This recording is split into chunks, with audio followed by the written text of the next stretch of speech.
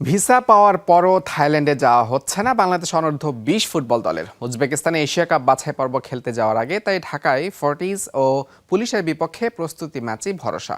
স্কোয়াডে 5 প্রবাসী ফুটবলার জায়গা পেলেও বাদ পড়েছেন এপ্রিলে মালদ্বীপে সাফজয়ী 6 ফুটবলার। অভিযোগ, ক্লাব কিছুটা দেরি করে ছাড়ায় হেড কোচ জয়ার্ড জোন্স বাদ দিয়েছে তাদের। যশোরের শামসুল হুদা ফুটবল একাডেমিতে দীর্ঘ 1 মাসের বেশি ট্রেনিং শেষে বাংলাদেশ অনূর্ধ্ব-20 ফুটবল দল এখন ঢাকায়।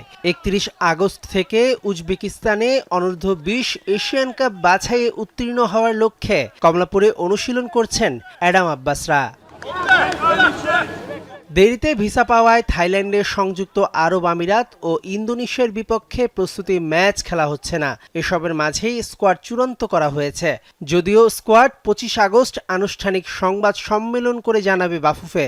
এর আগেই যমুনা টেলিভিশনের হাতে এসেছে সেই স্কোয়াড, যেখানে অ্যাডাম আব্বাস সহ 5 বিদেশিকে রাখা হয়েছে। বাংলাদেশ এপ্রিলে মালদ্বীপে সাফ অনূর্ধ্ব-20 চ্যাম্পিয়ন হয়েছিল। তবে প্রাথমিক তালিকায় থাকলেও চূড়ান্ত স্কোয়াড থেকে বাদ দেওয়া হয়েছে সেই দলের সাফ জয়ী 6 ফুটবলারকে। চন্দন রায়, সামুয়েল রাকসাম ও ইউসুফ আলী কিংসের ফুটবলার। ক্লাব কিছুটা দেরি করে ছাড়ায় ইংলিশ কোচ জেরার্ড জোন্স তাদের বাদ দিয়েছেন। থাইল্যান্ডে না যেতে পারায় অ্যাডাম আব্বাসরা এখন ঢাকায় ফর্টিজ ও পুলিশের বিপক্ষে 2টি প্রস্তুতি ম্যাচ খেলবে। থাইল্যান্ডের আগে বাহরাইনে যাওয়ার কথা ছিল অনূর্ধ্ব-20 দলের। মধ্যপ্রাচ্যে যুদ্ধ পরিস্থিতি বিবেচনায় সেই সফরে আগ্রহ দেখায়নি টিম ম্যানেজমেন্ট।